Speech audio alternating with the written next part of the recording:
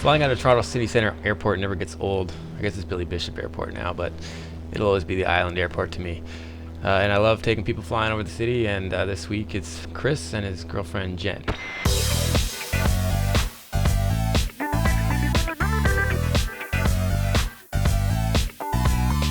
Chris is an awesome music producer, and he's also a pretty good photographer, and he brought along a camera with a really nice lens and got some pretty awesome footage from the back seat.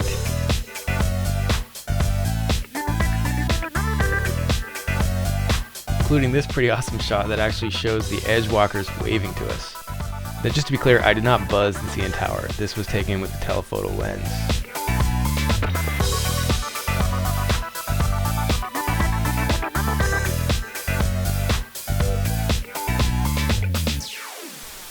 But what I was mostly excited about with this flight was it was the first time I tested the CloudAhoy GPS logger app. Now, I'd known about it for a while, but apparently, or it says it's only supported in the US, so I really hadn't bothered with it. But I recently started IFR training. That's a whole other story.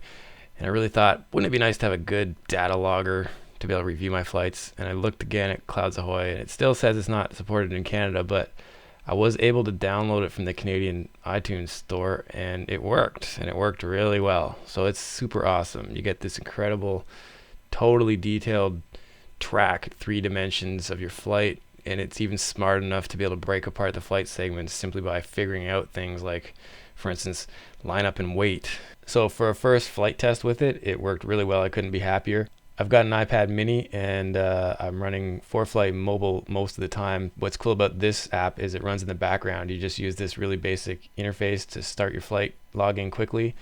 Doesn't take long if you forgot about it and just realized as you're doing a pre-takeoff check, you can just literally like open it, press one button, and then it runs in the background, so you can use what other apps you want. Now I'm using the internal GPS on my iPad, so it's actually quite good, but you can also get an external one. In this case, it looks like upon landing, the GPS was slightly off, as it has me landing on the grass when I was actually quite close to the center line. So, but whatever, that's pretty minor. But it's pretty awesome. You can jump around from all sorts of different views, cockpit view, overhead view. Highly recommend getting this app. And I'm not affiliated with them, just to make that clear. So as usual, my disclaimer, I'm a private pilot, just doing my best to try to stay current. My videos are for self-analysis purposes, but I'm happy to share. For more virtual ride-along flying videos like this, please subscribe. I'm usually putting up a video about once a week, and sometimes they're a little more technical. I've often got intercom audio and so on. So please subscribe and keep on keeping your flight chops sharp, guys. Take it easy.